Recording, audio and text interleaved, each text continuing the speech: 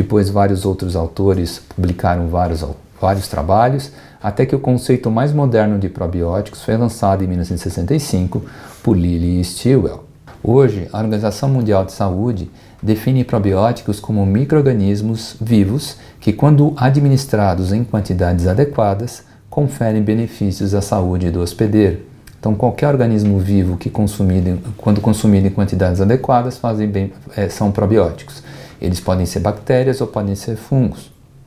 Para que a gente chegue a um probiótico, na verdade, esses micro-organismos eles passam por um processo bastante longo, que começa na investigação, identificação e seleção de cepas com potencial probiótico, normalmente isoladas de fezes de humanos, mas alguns até de leite materno, ou eventualmente até de animais.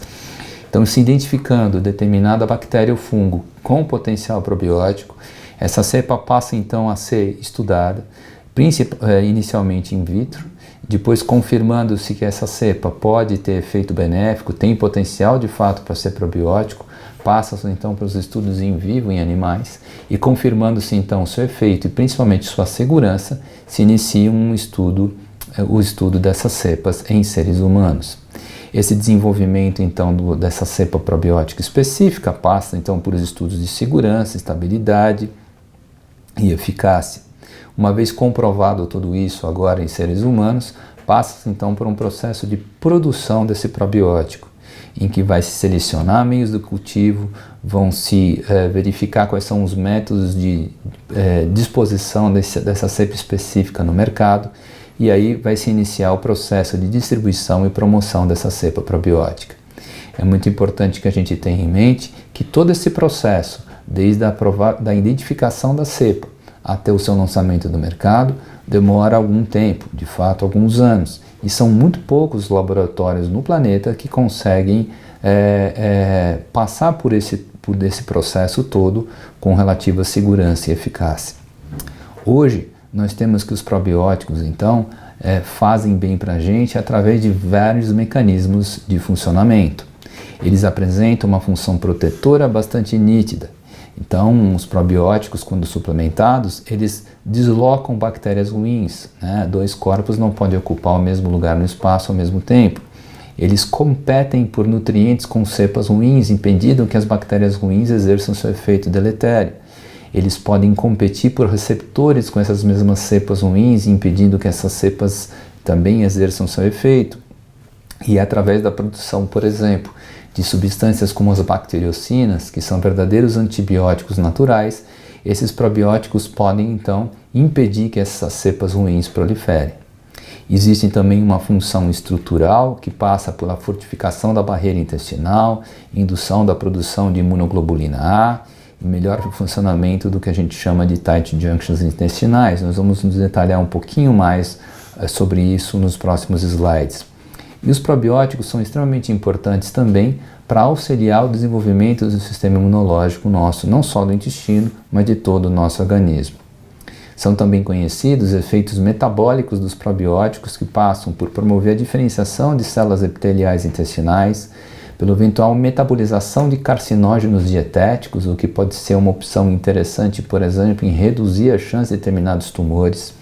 Passam alguns probióticos também por serem importantes pela produção de determinadas vitaminas, o exemplo clássico é do ácido fólico, né? Bactérias produzem ácido fólico. Algumas cepas específicas podem produzir vitaminas específicas, como por exemplo vitamina B12. Algumas cepas podem facilitar a absorção de determinados oligoelementos, né? Como o selênio, podem facilitar a absorção de ferro, de cálcio, de magnésio, etc., promovendo então um melhor controle do ponto de vista metabólico e nutricional de quem é suplementado com essas bactérias do bem. Além disso, os probióticos eles podem fermentar fibras solúveis, né, que são os pré-bióticos, e aí levar à produção de ácidos graxos de cadeia curta, que nós vamos mostrar para os senhores, também são bastante importantes para a manutenção da nossa saúde e correção de eventuais doenças que a gente possa desenvolver. Quando nós estamos em eubiose, quando nós estamos saudáveis, essas bactérias encontradas no nosso intestino são reconhecidas por receptores específicos encontrados nesse mesmo intestino, especificamente nas células de Paneth. Esses receptores, conhecidos como Pattern Recognition Receptors, cujo exemplo mais importante são os Toll-like receptors, identificam esse equilíbrio da microbiota em indivíduos saudáveis e transmitem essa informação para o nosso intestino, que responde de maneira saudável, produzindo então grandes quantidades de IgA, produzindo muco, produzindo também defensinas, que são substâncias produzidas pelo nosso intestino que impedem a proliferação de bactérias ruins. E também fazendo com que os tight junctions dessa mucosa intestinal funcionem de maneira adequada. Quando nós entramos em desbiose, quando existe um desequilíbrio da nossa microbiota, esse intestino responde de maneira patológica, levando a menor produção de IgA, menor produção de muco, menor produção de defensinas e fazendo com que os tight junctions deixem de funcionar de maneira adequada.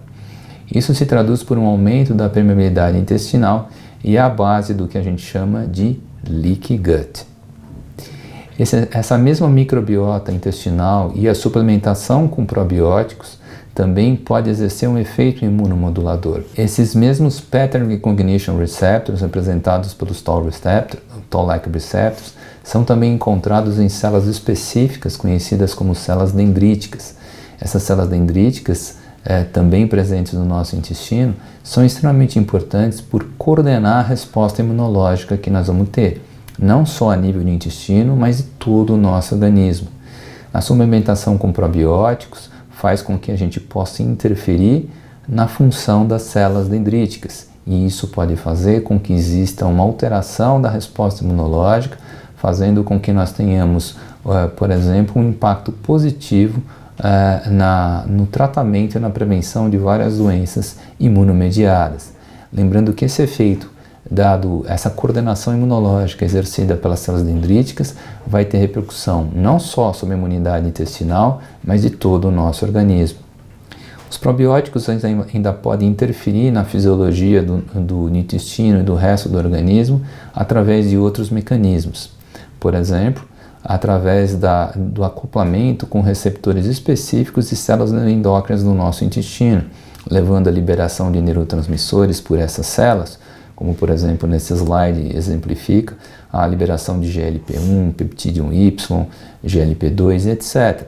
Esses neurotransmissores, eles fazem contato diretamente com fibras nervosas aferentes, que levam essa informação para o nosso sistema nervoso central, que modula essa informação e manda uma resposta eferente, alterando várias funções intestinais e de todo o nosso organismo, interferindo em vários sistemas metabólicos.